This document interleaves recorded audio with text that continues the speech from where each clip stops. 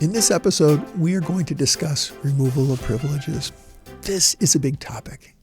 In many ways, this overlaps with logical consequences, which were discussed in a previous episode. The removal of a privilege for a child or teenager is an intervention that is implemented by the parent. Similar to logical consequences, it should follow the three basic guidelines developed by Dr. Rudolf Dreikurs in the 1950s and 60s, in that it is related.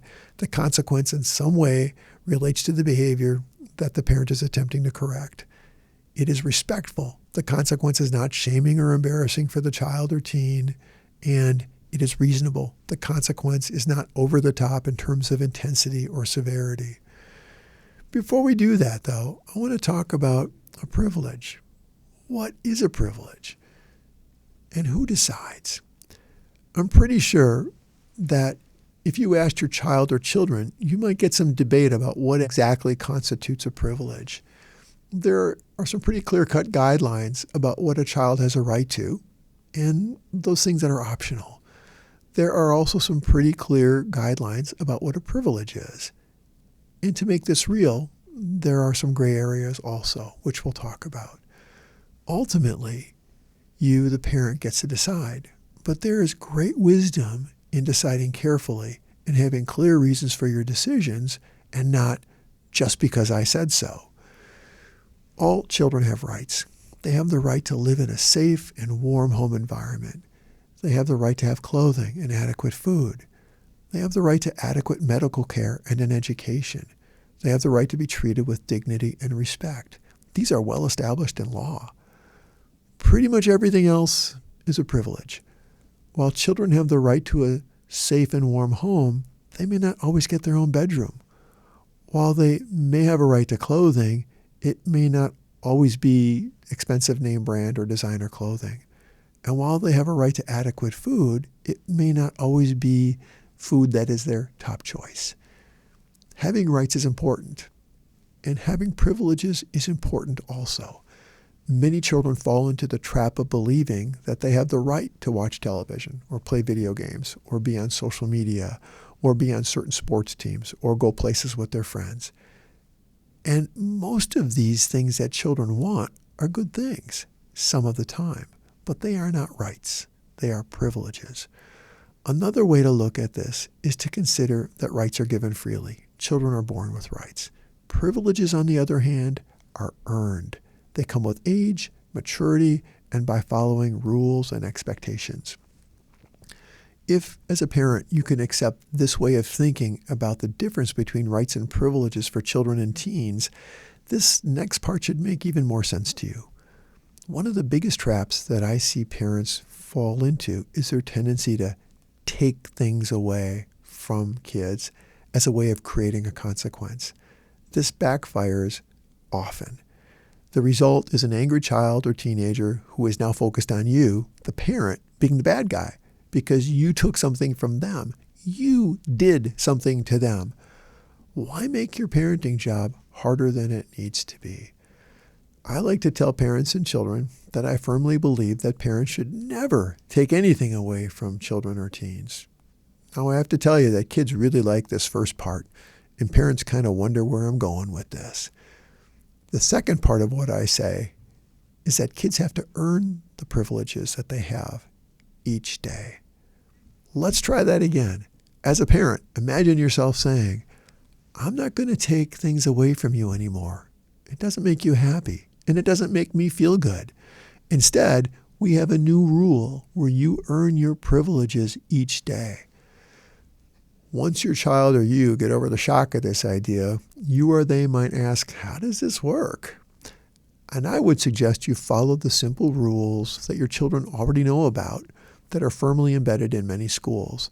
The PBIS rules of being safe, responsible, respectful, and I like to add, kind.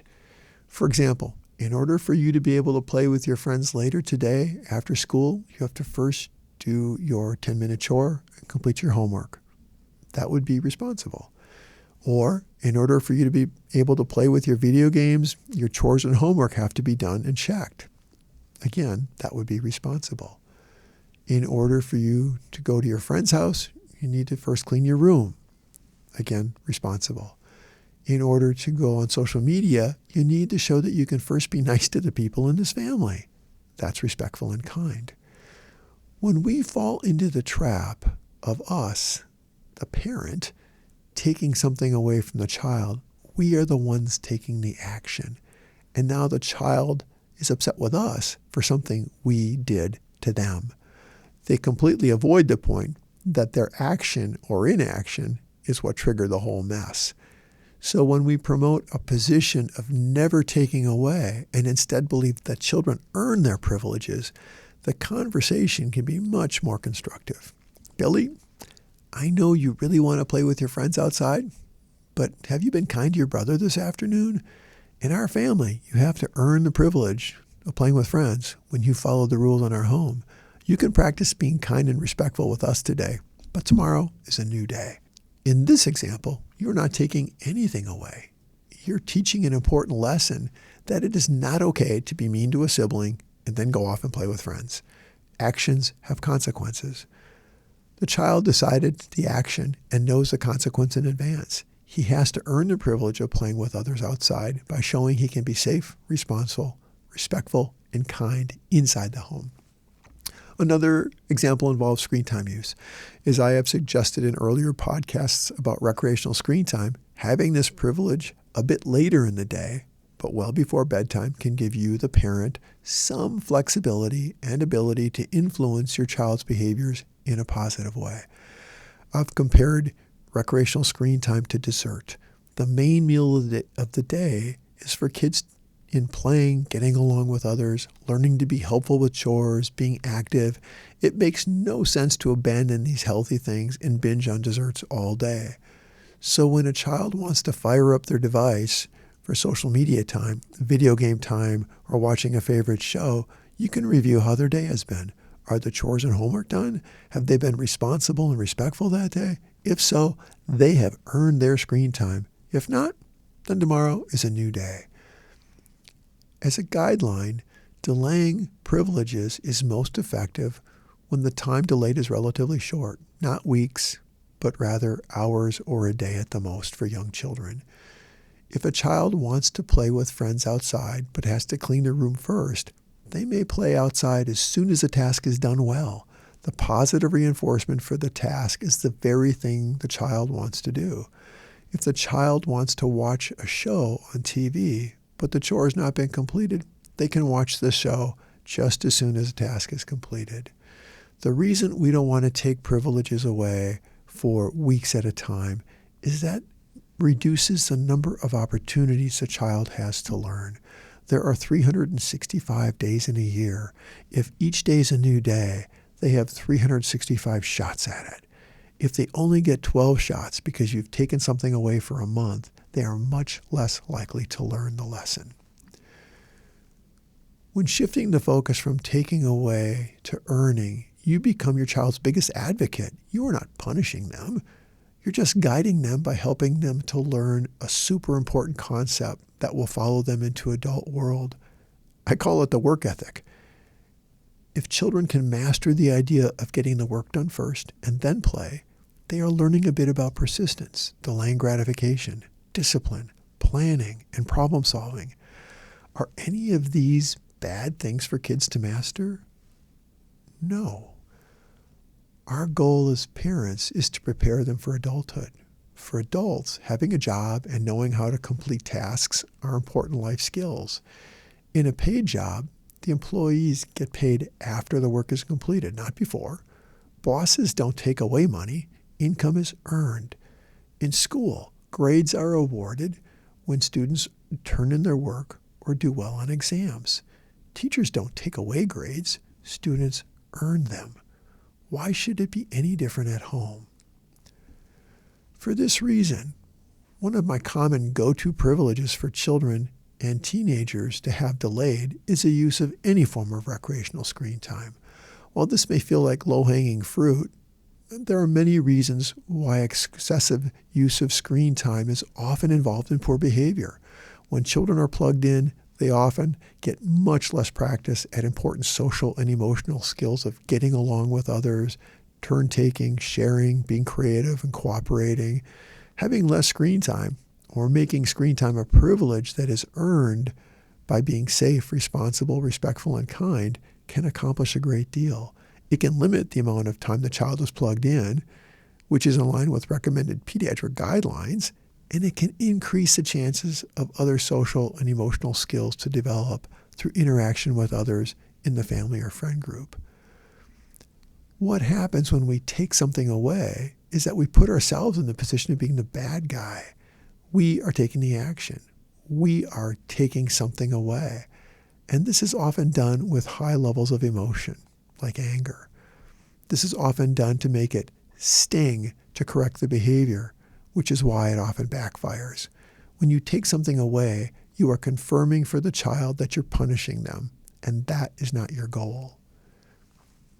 Near the beginning of this episode, I mentioned that there are some gray areas that require some thoughtful consideration when using logical consequences and earning privileges. Sports and other extracurricular activities are examples of this. Most organizations have rules about behavior or grades in order to participate in the activity. For example, student athletes have to get certain levels of grades in order to be able to play the sport, or they have to have certain expectations around their behaviors at school in order to play sports. If they have to sit the bench, it's because they've not earned it, not because it was taken away from them. When it comes to sports and extracurricular activities, I encourage parents to think carefully and be very cautious about using this as a consequence. There are a number of reasons for this. The first is that it takes a village. It is great if a child enjoys an activity and can learn about respect and responsibility from other adults who may be coaches or directors or mentors to children. Second is that when children are involved in activities, it can increase and enhance the child's social, emotional development with their peer group. The third reason is that being involved in something can increase the child's range of interests and talents, and at the same time help them occupy their leisure time in some organized activity. And the fourth reason, that if kids are pulled from extracurriculars, they sometimes begin to feel left behind. They may not feel as prepared or as good as other kids at something, and they may be more likely to lose interest in those activities. And what is left is a child who is increasingly bored because they're not involved in anything. And what do bored kids do? If you would like to add this valuable parenting tool to your toolbox, take a moment and think about the situations or times when earning privileges could be helpful instead of you taking them away. As a parent, when have you taken something away and been met with resistance, anger, resentment, or argument? What would happen if you reframe this as an earned privilege rather than you taking it away? Consider sitting down with your family and having a conversation about this. Be prepared to lay out your expectations, what they are, for certain privileges to be earned. Pairing privileges with expectations around being responsible, respectful, safe, and kind is not harsh or unreasonable. This approach actually prepares kids for life. Thank you for tuning in and considering this parenting topic. I hope this information added to your growing toolbox of parenting your child or children. Please consider exploring other topics in this series. Remember, no one parenting tool can do everything. We need many tools to become the best parents for our children. Your children's future depends on you and the time and effort you invest in them today.